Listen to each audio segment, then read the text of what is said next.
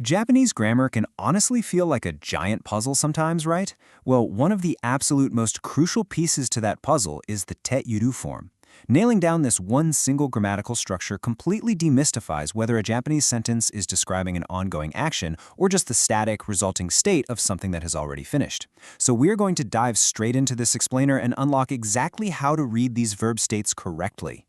Understanding Japanese verb states and how verb types change meaning. For a lot of learners, the confusion really comes from the fact that this specific concept just doesn't have a single, rigid English translation. Instead, the te iru form completely shifts its meaning based on the specific type of verb it attaches to. So let's define the baseline function. Te iru is a grammatical structure that expresses either a resulting state or an action in progress, and the deciding factor is strictly whether the preceding verb is intransitive or transitive. By checking the written context around the verb, you literally unlock the timeline of the event. It acts kind of like a switch, instantly flipping the sentence between something happening right now and something that is already done but is still affecting the present. Intransitive verbs, resulting states, exploring the aftermath of a change.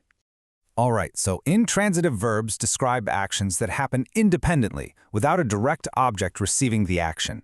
When these specific verbs take the te iru form, they focus entirely on the aftermath of a change. They describe what remains after an event has already successfully occurred. Basically, intransitive verbs paired with te iru describe the current resulting state of a subject after a change has happened. It answers the question, what is it like right now? The action itself is completely finished and the movement has stopped entirely. What we are actually looking at is the lingering consequence of that movement. The focus here is strictly on that resulting state, totally frozen in time in the present moment. To really cement this, let's break down the specific grammatical formula. The structure reads as the subject, followed by the particle ga, followed by the intransitive verb plus te iru. Notice how the subject marker ga pairs perfectly with the intransitive state. When you read this specific combination in a sentence, you immediately know for sure that the subject is existing in a fixed state after a change. The particle ga is simply pointing out the subject that exists in this new reality.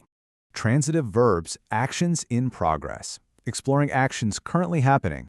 Now we have to transition to a really crucial contrast and introduce how transitive verbs fundamentally flip the meaning of this exact same grammatical structure. Where intransitive verbs look at the quiet aftermath, transitive verbs plunge us right into the middle of the active progression. Transitive verbs paired with te iru describe a dynamic, ongoing action that a subject is actively performing right now. Because transitive verbs require a direct object, it means someone or something is actively doing a task to something else. When you attach te iru to these verbs, you are talking about an active progression. The movement hasn't stopped at all. It is happening right in front of you. So here we have a subject acting upon an object, which is clearly marked by the object particle o. This is followed by the transitive verb plus te iru. You really want to pay specific attention to the use of that object marker o. Whenever you see that specific particle written before the te iru verb, it is a massive structural clue that an active, direct action is currently being performed upon something. The subject is actively doing the verb to the object right at this exact moment. Comparing real-world examples, putting intransitive and transitive side by side. To truly master this, theoretical formulas just aren't enough. We need to place these rules side by side to resolve any lingering confusion through direct textual contrast. This shows exactly how seemingly identical situations are described vastly differently depending on the verb type you choose to write. Take a look at the intransitive resulting state first. The window is open, or in Japanese, mado ga aiteimasu. The window underwent a change in the past, and now it just simply sits in the open state. Nobody's actively touching it. Now contrast this with a transitive action. I am opening the door now. Watashi wa ima doa o akete imasu. Here, a person is physically grabbing the handle and actively pulling the door open right at this very second. The te iru ending is identical in both written Japanese sentences, but the verb type completely dictates whether the object is just sitting there or if someone is actively moving it. Here's another great comparison. First, we have text describing a dark room. The light is off. Denki ga kiete imasu. This is the intransitive result. The change happened, and the current state is just simple darkness. But then we have the active process. My mother is turning off the light. Haha wa denki o keshite imasu. This is the transitive action, in progress. The mother is currently reaching for the switch. Notice the specific particles in the written text. Ga points to the resting state of the light, while O points to the light directly receiving the physical action from the mother. Let's look at one final example. We have the phrase, This computer is broken. Kono pasokon wa kawarete imasu. It is simply sitting there in a static, broken state on the desk.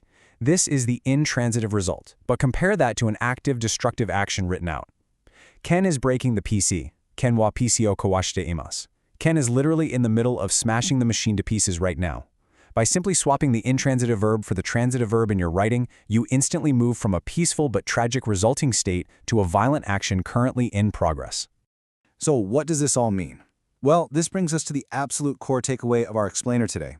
The next time you are reading Japanese and you encounter this grammatical structure written out on the page, just pause for a second. Look at the specific verb attached to it and analyze the surrounding particles. Then ask yourself this framing question. Is this describing an active, ongoing process or the resulting state of a completed change? By consistently analyzing the written text for intransitive versus transitive verbs, you will literally never be confused by the theta form again. You will know exactly what is happening or what has already happened every single time.